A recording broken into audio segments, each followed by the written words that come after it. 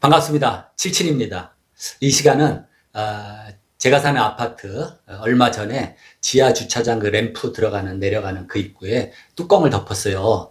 그 뚜껑을 덮게 된 이유가 뭐냐면은 지난해 다른 해와 달리 비가 무지하게 많이 온 것 같아요. 그래서 그 비가 낮은 곳으로 지하 주차장 쪽으로 유입이 되겠죠. 그러면은 자동으로 그 수중 펌프라는 게 작동을 해서 물을 이제 바깥으로 퍼 올리면서 그 배수구로 배수를 하게 되는데, 물이 들어오는 양보다 펌프가 퍼내는 그게 모자라니까 물이 점점 이렇게 지하 주차장에 차게 되죠. 그래서 여기 관리하시는 분들이랑 막 물 퍼내고 그랬는데도 불구하고 그 전기실 쪽으로 물이 들어가서 변전기랑 망가져가지고 뭐 정전이 되고 그렇게 이제 좀 곤란을 겪은 적이 있어요. 그래서 지하 주차장 램프 쪽이 오픈이 돼 있으니까 거기다가 뚜껑을 씌우면 빗물이 유입되는 것도 좀 막고, 그 겨울에 또 눈이 오거나 그럴 때 눈도 거기는 안 쌓일 테고, 이렇게 램프니까 오르막 아니에요, 출입구. 그래서 뚜껑을 덮게 됐습니다. 자, 그러면은 우리가 많이 이제 현관이라든지 데크 뚜껑 같은데, 채양, 또 지금 말하는 뭐 지하 주차장 램프라든지 이런 데를 뚜껑을 뭘로 덮으면 좋을까 하면은 그래도 투명한 재질이 좋은 게 낮 시간 동안에 조명이 필요 없잖아요. 밝으니까. 예, 그걸 뭐 불투명 재질로 덮으면 너무 컴컴하고 또 조명을 계속 켜야 되기 때문에, 그래서 투명한 재질은 크게 뭐 유리 아니면 폴리카보네이트, 그 제품명이 렉산으로 더 잘 여러분들이 아시는데, 이 둘 중에 하나를 선택하게 되죠. 아마 공사를 했을 때 5mm짜리 그 유리를 또 그냥 유리를 쓰지 못하니까 열 처리해서 강화 유리를 쓰던지 그래야 될 것 같아요. 그래서 유리로 하나, 폴리카보네이트로 하나 이렇게 선택을 하게 되는데, 저희 아파트는 그냥 그 렉산 폴리카보네이트로 하기로 했어요. 장단점이 있죠. 유리는 무기질이기 때문에 투명도도 좋고, 또 특징적인 거는 흠집이 안 나요. 그리고 햇빛이라든지 바깥에서 이렇게 부식이라 그럴까, 그 물성의 변화가 좀 적습니다, 유리가. 그래서 그런 점에서는 또 좋을 수가 있는데, 시공의 난이도라든지 뭐 또 전체적인 그런 무게도 나가고 이래서 유리는 좀 조심스러운 그런 경향이 있습니다. 거기에 반해서 이 렉산이라는 그 폴리카보네이트는 유기질이죠. 유기질이기 때문에 굉장히 질기고 또 충격에도 강하고, 유리 같은 경우는 뭐 취성이라 그러죠. 조그만 충격이라든지 어떤 온도 변화에 대한 내성을 못 이기면 깨져요.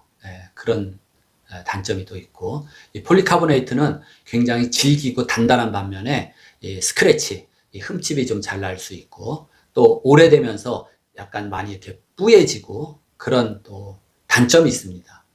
그럼에도 불구하고 지하 주차장 내려가는 램프를 이렇게 라운드형으로, 그렇게 지금 사진에서 보듯이 그런 식으로 돼 있어요. 그래서 터널형으로, 아치형으로 라운드로 이렇게 일직선으로 가면 그것도 공사하기가, 시공하기가 좀 편한데, 터널형으로 돼서 약간 이렇게 또 꼬부러지죠. 그래서 재일 때, 그 실측하고 할 때, 또 그 폴리카보네이트를 절단할 때 정확히 좀 잘 해야 됩니다. 우리 건축도 그렇고 우리 주택 주변에서 이 또 어떤 재료와 재료 특성, 그 다음에 그 시공법 같은 거를 좀 잘 알면은 여러분들도 손쉽게 그 재료를 구입해서 뭐 간단한 채양이라든지, 또 데크 쪽에 뚜껑, 현관 쪽에 뭐 채양 이런 거는 쉽게 할 수가 있을 것 같아요. 그래서 이 시간에는 그 렉산 폴리카보네이트에 대해서 조금 말씀을 드리려고 그래요. 그래서 뭐 많이 쓰는 재료이기 때문에 이제 널리 아시겠지만, 이것도 또 종류도 있고 색상도 다르고 그렇기 때문에 여러분들이 좀 알아두시면 좋을 것 같아요. 폴리카보네이트는 두께별로 단판으로 뭐 2mm, 3mm, 5mm, 또 더 두꺼운 것들도 있고 그런데 보통 그 정도 많이 쓰지요. 그래서 이 단판으로 된 거는 제일 많이 쓰이는 거 3mm, 5mm 같은 거는 이 폭이 뭐 1m짜리, 1m 20, 1m 50짜리 이런 것들이 이렇게 쭉 롤로 감겨서 나오게 됩니다.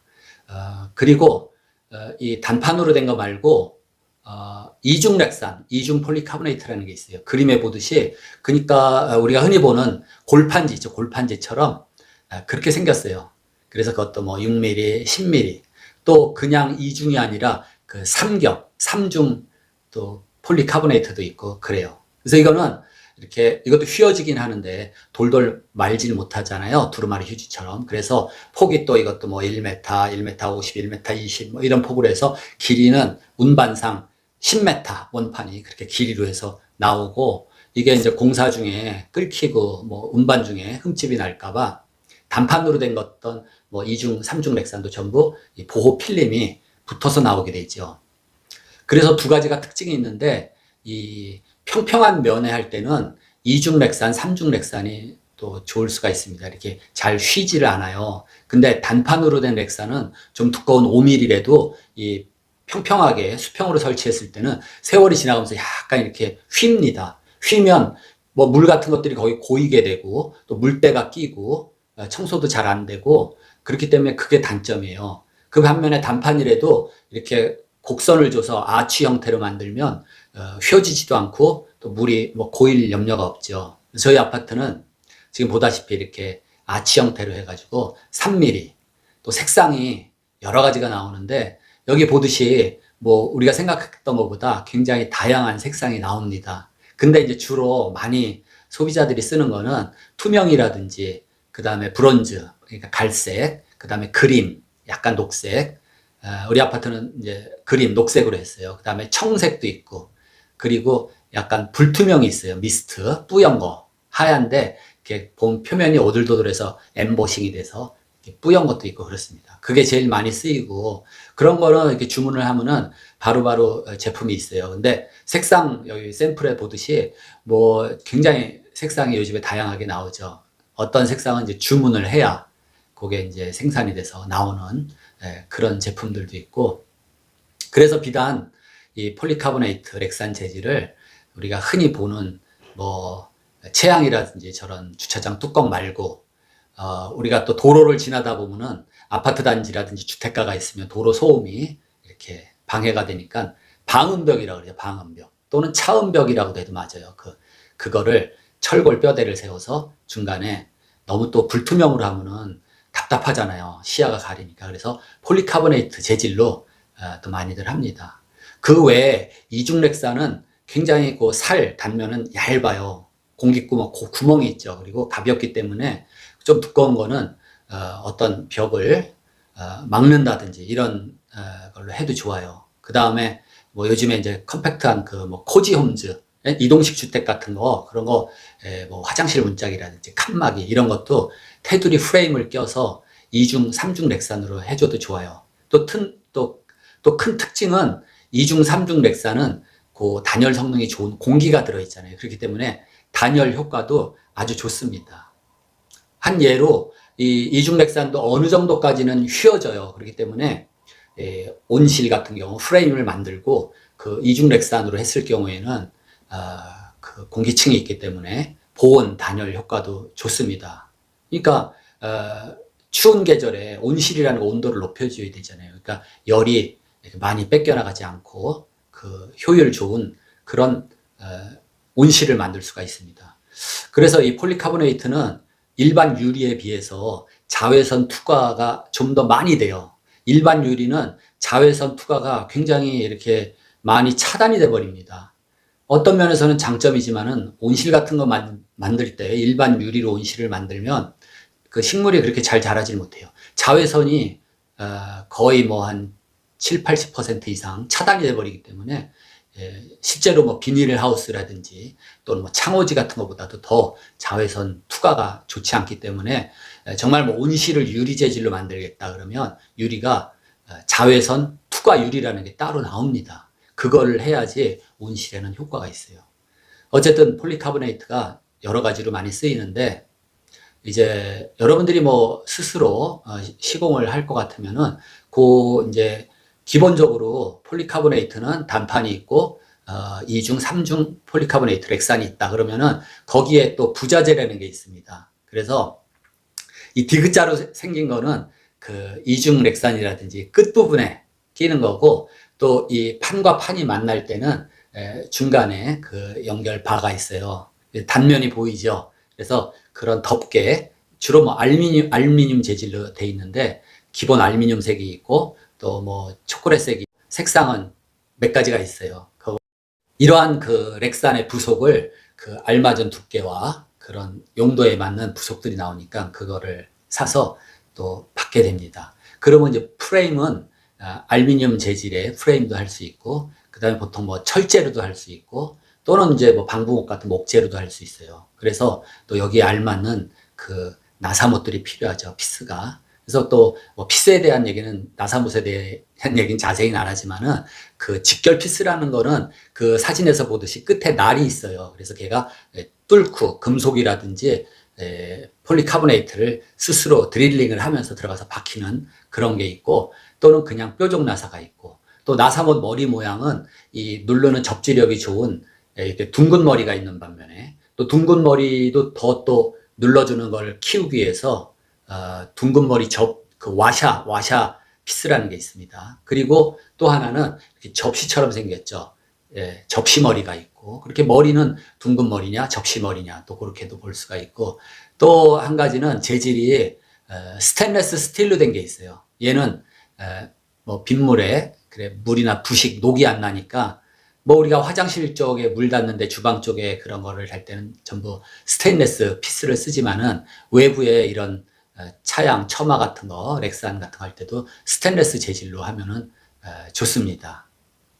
그리고 사진에서 보듯이 또 이렇게 커다란 합성수지 폴리카보네이트를 눌러주는 그 캡이 있어요. 그 캡을 눌러주면은 이제 사진에서 보듯이 그냥 일반 나사못 하나 박은 거랑 다르게 그 캡이 꽉 눌러주기 때문에 강풍에도 얘가 잘 버틸 수가 있고, 또 금속 재질이 바로 붙어 있으니까 그 미세한 차이로 그 이중렉산 그 골 사이에 보시면 그 물방울 결로가 생겨 있어요. 그래서 그런 부속들이 있다 하는 거 알아두시고, 이제 이중렉산이 좋은데 하나 딱 주의할 게 있어요. 이중렉산을 스킬이라든지 원형 톱으로 자르면서 그 미세한 그 톱밥가루 있죠. 그게 그 렉산 골 사이로 들어가서 이렇게 보면은 그 먼지 톱밥들이 거기에 들어가 있는 게 보이게 돼요. 그렇기 때문에 되도록이면 톱날 같은 걸로 자르지 말고 이 안전한 두꺼운 커터칼로 자르는 것도 좋아요. 근데 톱날로 잘랐을 때 그 안에 가루가 들어있다 그러면 이제 컴프레셔 그 고압 바람을 통해서 그 구멍에다 쭉 불어서 그 톱밥 가루를 좀 제거한 다음에 그렇게 해서 시공하는 게 좋습니다.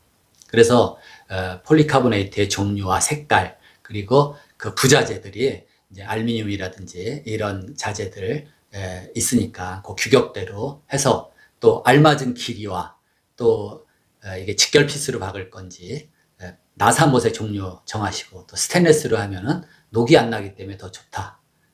이렇게 됩니다. 우리 건물 외관에 붙던지 뭐 입구 처마에 붙던지 이 렉산 또 색상이 건물하고 조화를 이루어야 되잖아요. 그래서 색상도 다양하니까 여러분들이 그 색의 어떤 조화 같은 걸 맞춰서, 근데 색이라는 게 이 동일 계열 색상으로 맞춰주면은 그래도 망칠 염려는 없어요. 뭐 이제 건물이 그 징크 판넬로 뭐 초콜릿색 계열, 밤색 계열이다 그러면은 거기에 브론즈 그런 컬러도 좋고, 또 벽돌 그런 붉은 벽돌 그런 외관에도 이 밤색 컬러도 좋습니다. 그 다음에 뭐 검정 계통, 흰색 계통에는 그 스모그가 있어요. 그러니까 회색이죠, 연한 회색. 회색도 잘 어울리고, 그래서 그런 색상 선택을 잘 하고, 그리고 시공하기 전에는 그 간략하게나마 이 도면이 좀 있어야 돼요. 프레임은 뭐 예를 들어서 각 파이프 얼마로 하고 거기에 어떻게 조립이 되는지 이런 이제 디테일이 좀 있으면은, 그쵸, 그거 없이 그냥 시작했는데 뭐 왜 이걸로 하냐, 이건 안 했냐, 뭐 이런 것들, 그런 것들도 중요합니다.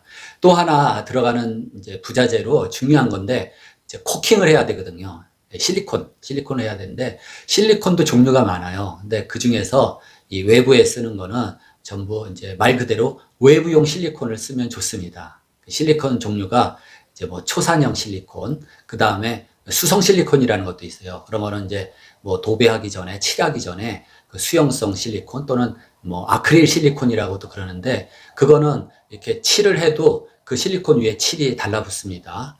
우레탄 실리콘이라는 것도 있죠. 그래서 우레탄 실리콘도 그 물리적인 성질이 좋고, 또 그것도 마찬가지로 칠이 되고, 그 실리콘 종류만 해도 하여튼 굉장히 많은데, 어쨌든 렉산을 시공한다 하면은 그 렉산용 실리콘을 달라 그래도 되고, 외부용 실리콘 그거를 주문해가지고 그걸로 시공하는 게 내구성이 좋습니다. 그래서 이제 코킹 처리 잘 하고 그러면은 아주 성공적인 그런 이제 체양이라든지 렉산 작품이 나올 것 같아요.